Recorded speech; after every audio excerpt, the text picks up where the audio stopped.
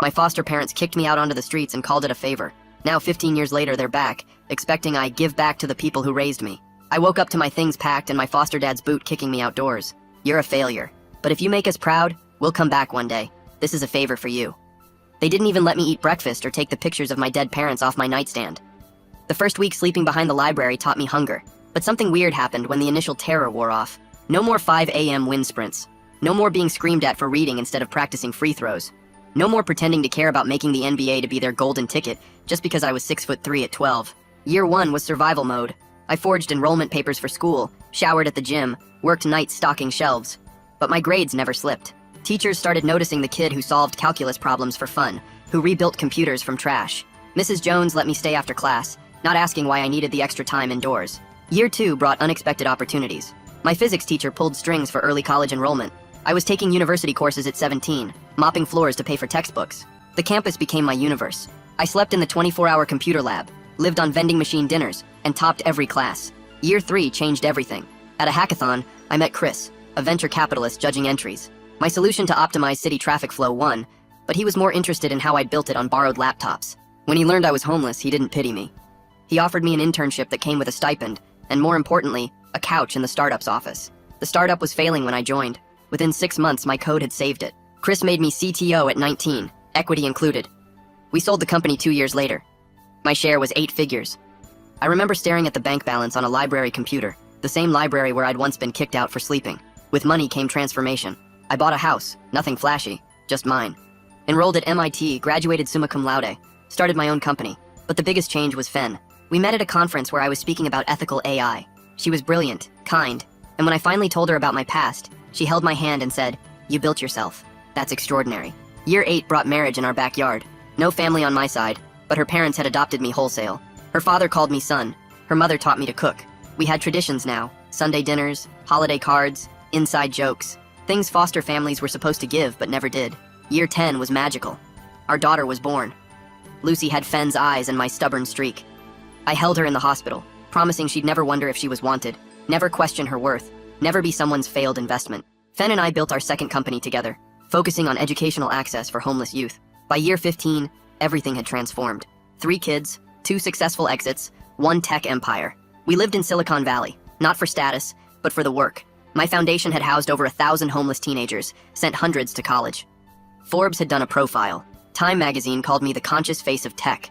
I'd become everything my foster parents couldn't have imagined, because they only saw dollar signs where there was a person. Last Tuesday, everything shifted again. I was making breakfast when the doorbell rang insistently. Through the security camera, I saw them. 15 years older, same entitled faces, dragging suitcases toward our door. I opened the door before they could ring again. They pushed past me like they owned the place. Foster mom already appraising the foyer, foster dad eyeing the art. "We knew you'd make us proud eventually," foster mom said, settling onto our couch. "Though honestly, tech money? We were thinking NBA, but this works. We'll need the guest house. Can't expect us to keep living in that tiny place after raising you." Fen walked downstairs with Lucy on her hip, the twins trailing behind. She stopped, confused by the strangers making themselves at home. "Who are these people?" she asked me. "The ones who raised him," foster dad announced. "His parents. We're moving in." Lucy looked at them, then at me. "Daddy, why is that man lying? Grandma and Grandpa live in Boston." The twins stared at the strangers. "Are you Daddy's work people?" one asked politely.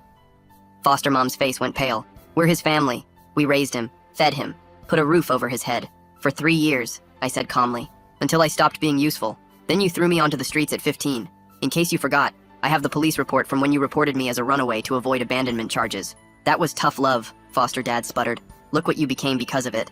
"I became this despite you," I replied. "Fen, these are the people who kicked me out for wanting to study instead of play basketball. Kids, these are strangers who think they're owed something. They're leaving now." Foster mom stood up, frantic. "We're your parents. You owe us. I owe you exactly what you gave me after throwing me out." "Nothing." I pulled out my phone. "Security will escort you out." "Well, I'm not leaving." Foster mom crossed her arms and planted herself deeper into our couch cushions while I pressed the emergency button on my phone app. The security company had installed it after a break-in attempt 2 years ago and promised 3-minute response time.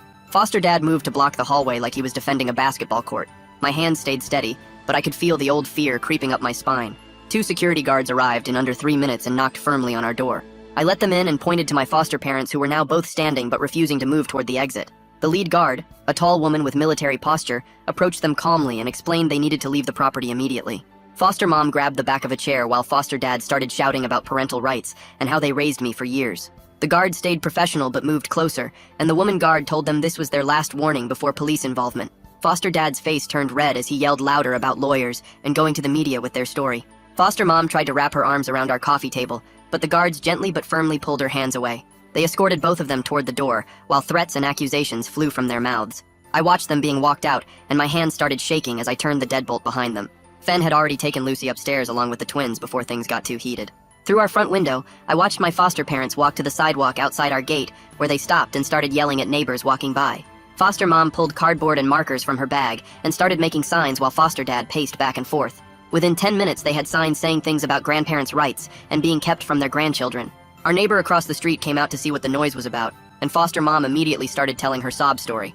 I pulled out my phone and called the non-emergency police line to report the trespassing and get advice. The dispatcher took my information and said an officer would arrive within the hour to take a statement. Fen came back downstairs after settling the kids with a movie in the playroom. We watched through the window as more neighbors gathered to see the show my foster parents were creating.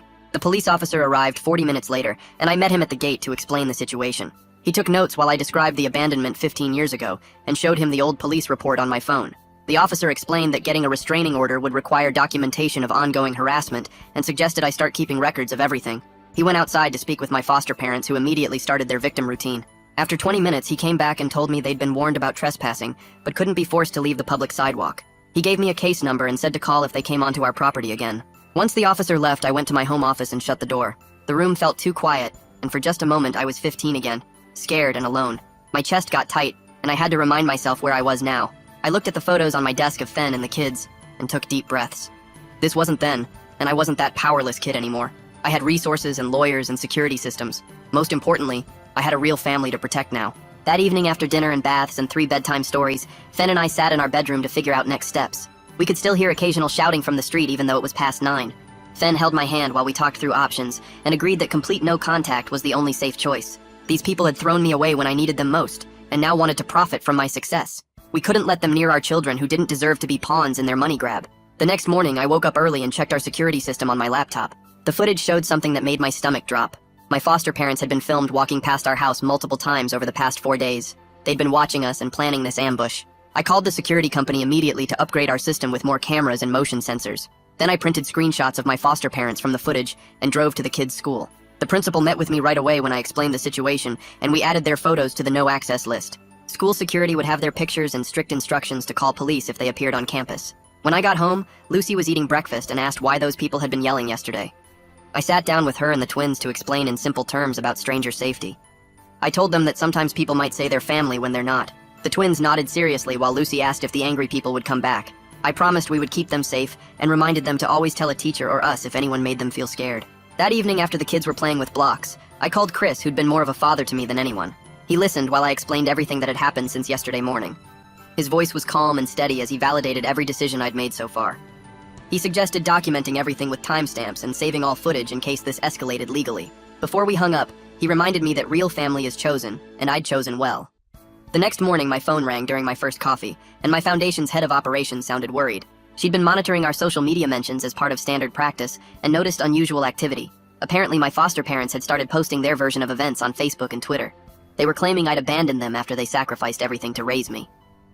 I scrolled through the comments on my phone while Fen made the kids lunch and saw the damage spreading in real time. Aaron Stratton picked up on the second ring when I called him, since we'd worked together on crisis management for 3 years now. He drove over within an hour and sat at our kitchen table reviewing the posts while the kids played in the backyard. His fingers moved fast across his tablet as he tracked the spread across different platforms and flagged the worst comments for documentation. He pulled up a document template he'd used for other clients and started typing out a factual statement about my history with dates and police report numbers. We wouldn't release it unless major outlets picked up the story, but having it ready made me feel less helpless, watching the lies spread online. Fen joined us after putting the twins down for their nap, and we talked through our options while Aaron took notes on his laptop. She suggested we needed more than just PR help, since this was becoming a legal issue with them coming to our property and spreading false information. I called 3 law firms that afternoon and got recommendations from board members who dealt with similar situations in their own lives. The lawyer Chris recommended called back within an hour and agreed to meet us the next morning at her downtown office. That night, I barely slept and kept checking the security cameras every hour to make sure they weren't back on our property. The lawyer's office was on the 20th floor with a view of the whole bay and certificates covering one entire wall. She listened while I explained everything from the abandonment at 15 to their appearance at our door yesterday morning. Her assistant took notes while she asked specific questions about dates and documentation I still had from being kicked out. She pulled up similar cases on her computer and showed us the legal precedents for restraining orders in situations like ours. The evidence requirements were clear, and we had most of what we needed already between the security footage and their social media posts. She drafted the cease and desist letter right there in the meeting and had it ready for delivery within 2 hours. The process server found them at a motel 6 miles from our house where they'd been staying for the past week. He handed them the envelope and took a photo for proof of delivery while they yelled at him about their rights. The letter spelled out in clear legal terms that they had to stop all contact attempts and remove the false posts immediately.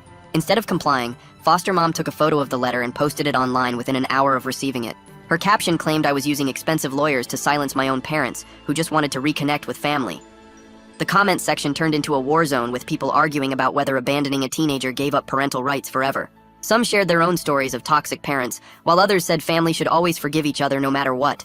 Our neighbor across the street texted me asking if everything was okay, since he'd seen the protests and police visits. I walked over to explain the basic situation, without going into all the painful details of my childhood. He was supportive, but mentioned other neighbors were getting nervous about all the drama on our usually quiet street. The mom from 2 houses down stopped by later to ask if we needed anything, but I could tell she was worried. More neighbors started texting and calling throughout the day with questions and concerns about what was happening. I spent hours on the phone with the security company, upgrading our system to include more cameras and sensors.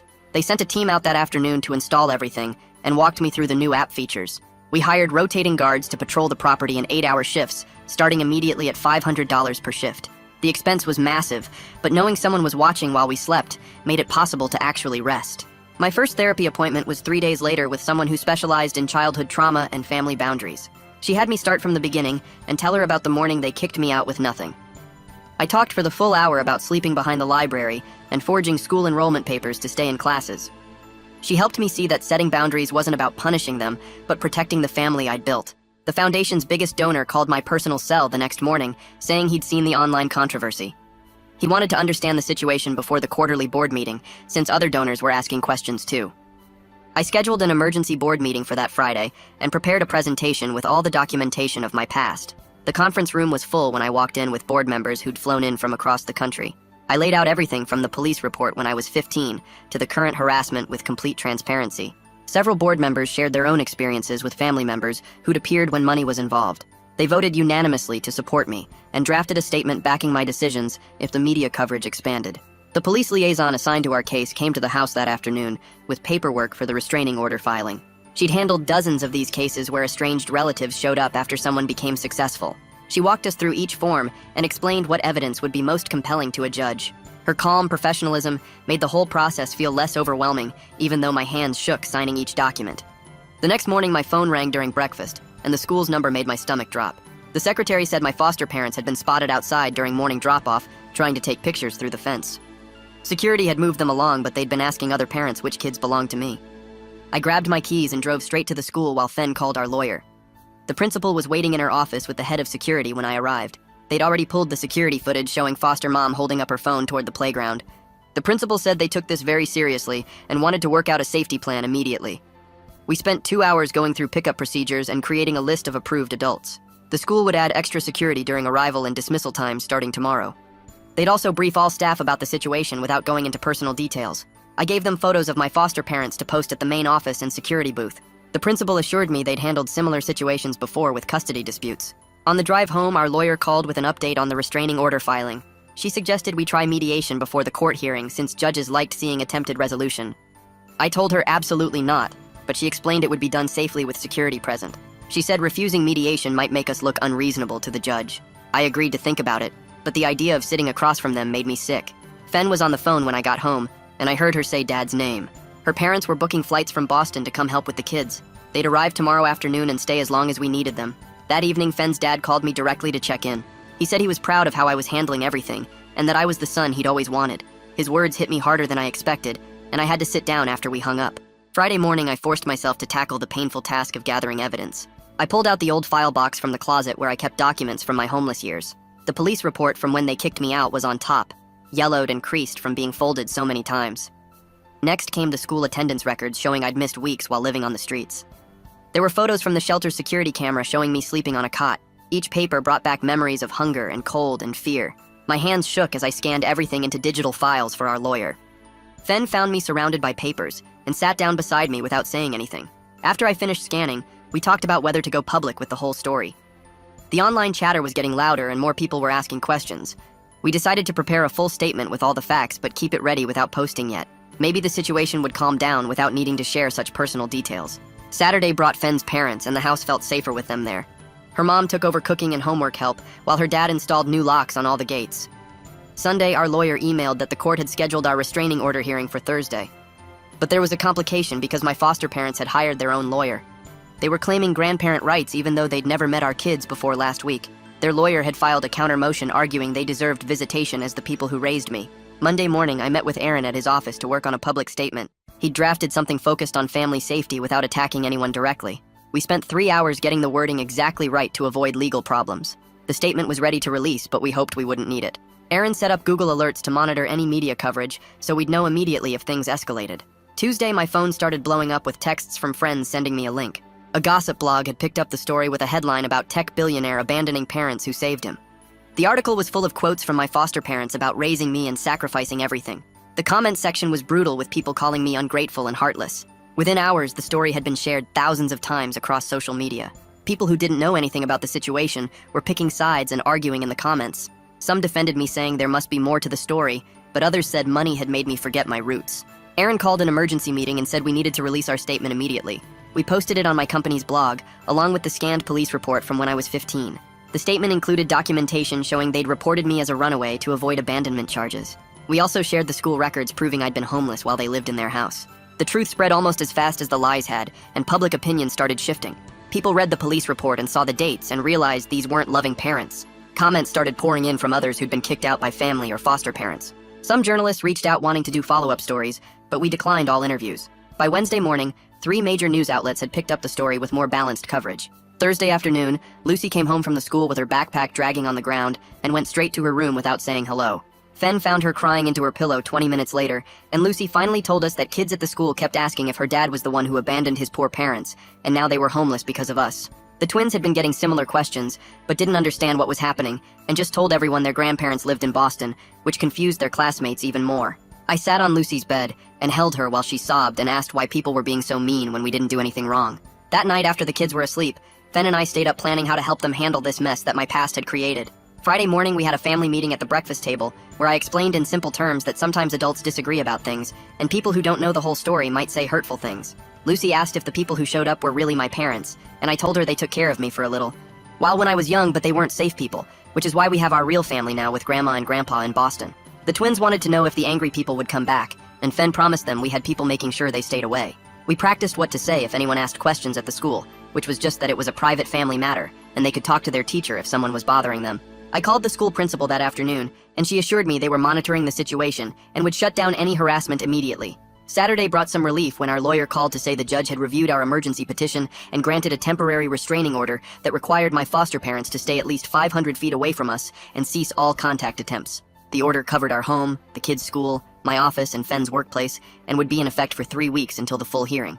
I knew it was just a piece of paper that wouldn't physically stop them if they decided to violate it, but at least now there would be legal consequences if they tried anything. Sunday was quiet, and we tried to have a normal family day at the park, but I kept scanning the area for their faces and jumping whenever someone approached us. Monday morning, our lawyer called again, but this time his voice was tight with frustration as he explained that a handwritten letter had arrived at his office from foster mom, demanding compensation for the years they spent raising me. She'd itemized everything from food costs to clothes to the gas they used driving me to the school, and calculated that I owed them $300,000 for their investment in my upbringing. The letter went on to say that since I'd become successful because of the foundation they provided, they deserved ongoing financial support and a percentage of my company's profits. The entitlement was so absurd I actually laughed, but the lawyer warned me they might try to sue even though they had no legal grounds. Tuesday, he called back with a proposal that made my stomach turn, but might end this whole nightmare peacefully. He suggested we offer them limited assistance through a third-party organization, basically helping them find housing and job training, but with no direct money changing hands and everything contingent on them signing a permanent no-contact agreement. It felt like paying them off, which went against everything in me. But he pointed out that defending against frivolous lawsuits would cost more in the long run, and this way we could control the terms completely.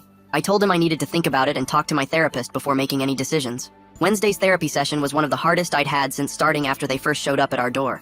I sat on the couch explaining how offering them any help at all felt like betraying my younger self, who they'd thrown away like garbage, but also how part of me just wanted this to end, so my family could have peace.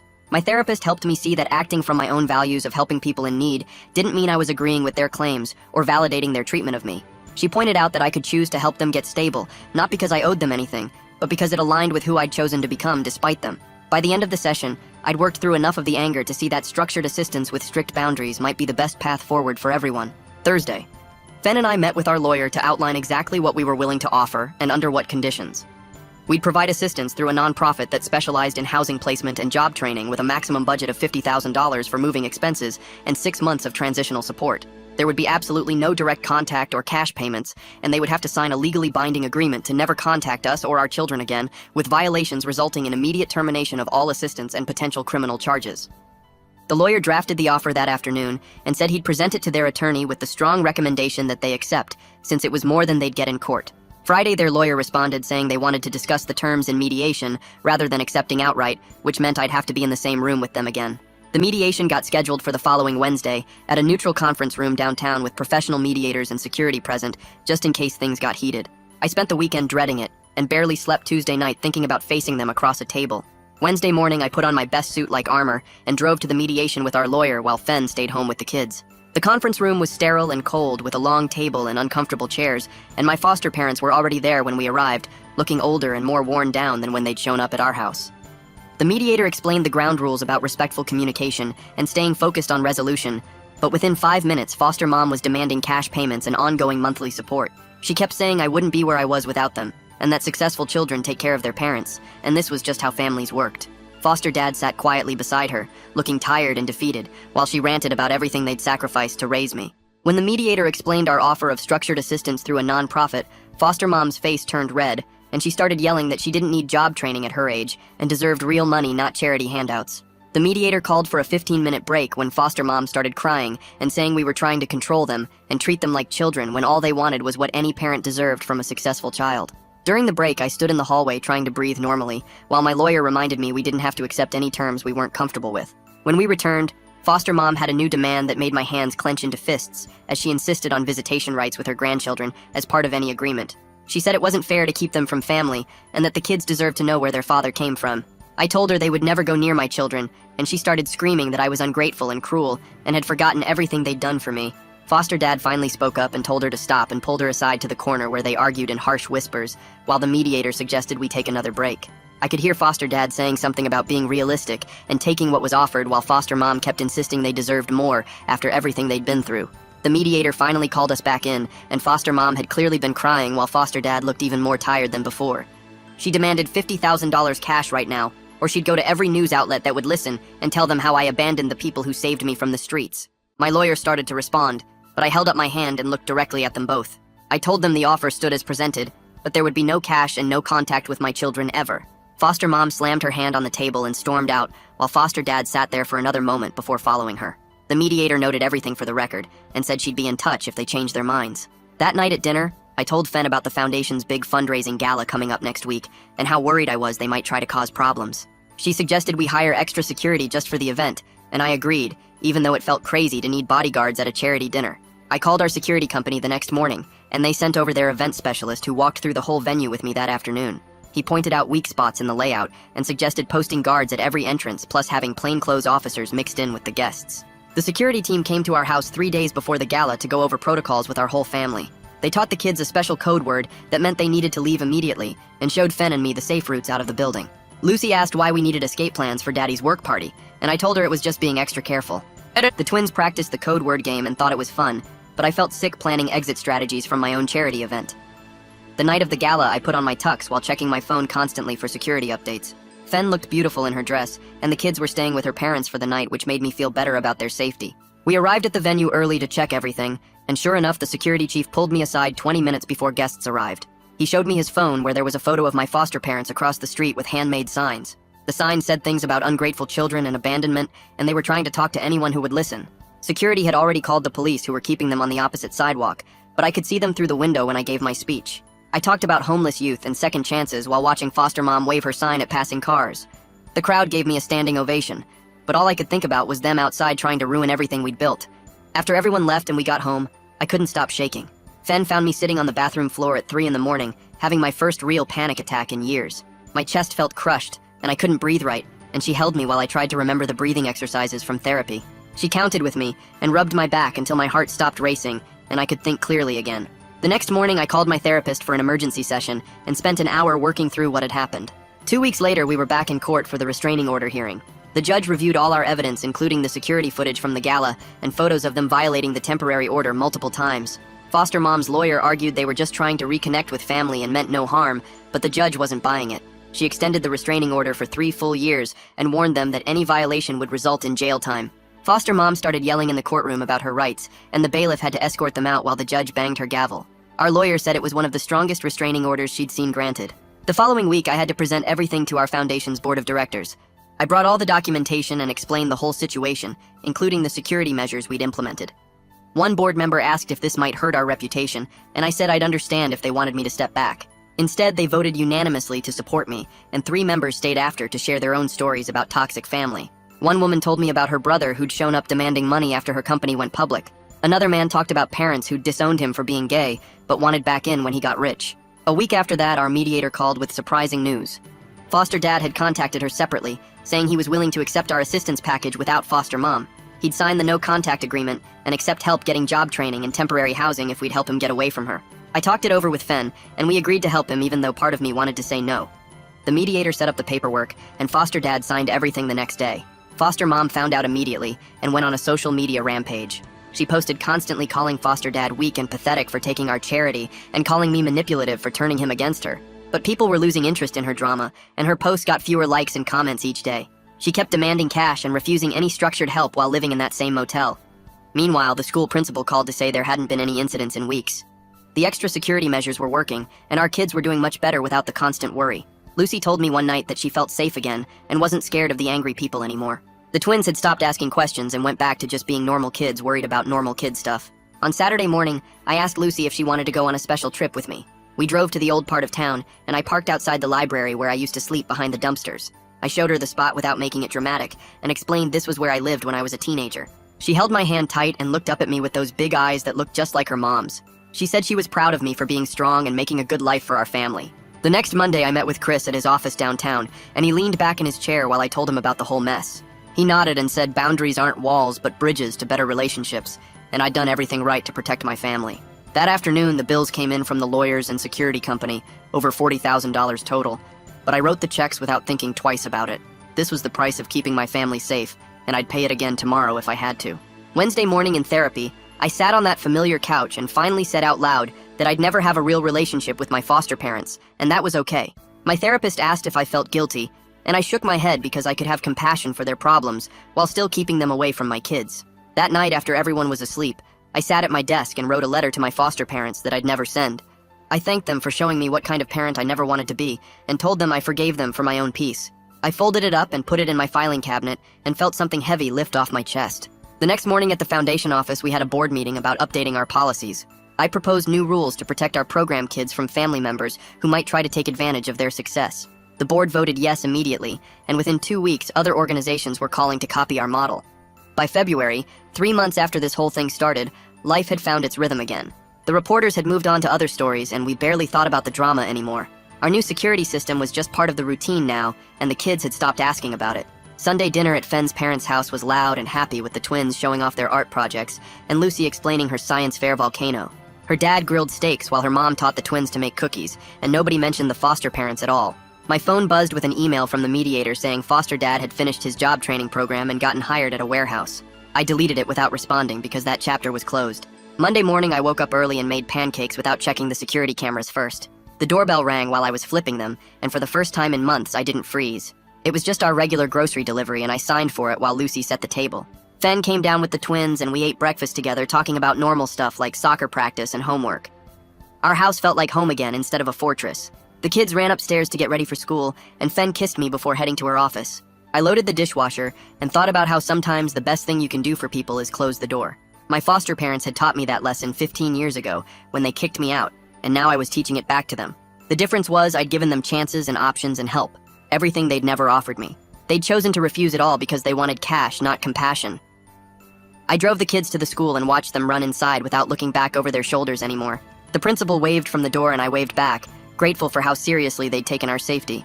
Back home, I had 3 meetings about the new company Fen and I were launching, something completely separate from all this family drama. Life was moving forward again, and that felt right. That afternoon, I picked up the kids and Lucy asked if we could stop for ice cream. We sat outside the shop eating our cones and she told me about her friend's birthday party next week. The twins argued about whether chocolate or vanilla was better and got ice cream on their shirts. Normal kid problems in a normal life, exactly what I'd always wanted for them. That night after the kids were asleep, Fen and I sat on the couch going through work emails. She looked up and said, our home felt peaceful again, and she was right. We'd weathered the storm and come out stronger with better boundaries and a clearer sense of what mattered. The foster parents were out there somewhere living their lives, and we were here living ours, and that separation was exactly what needed to happen. Sometimes love means holding tight, and sometimes it means letting go, and the hardest part is knowing which one to choose. I'd spent years thinking I owed them something for those 3 years they'd kept me, but I'd paid that debt 100 times over in the chances I'd offered. Now the only people I owed anything to were sleeping upstairs, the family I'd chosen and built and protected. The doorbell could ring tomorrow, and it would just be a delivery or a neighbor, not a threat or a demand or an old wound trying to bleed again. Our story would keep going forward because that's what stories do, but this chapter was done and I was okay with that. Well, that's gonna wrap it up for me today. Kinda makes you stop and think about things, huh? Appreciate you hanging out and wondering through it all with me. Subscribe for more content like this.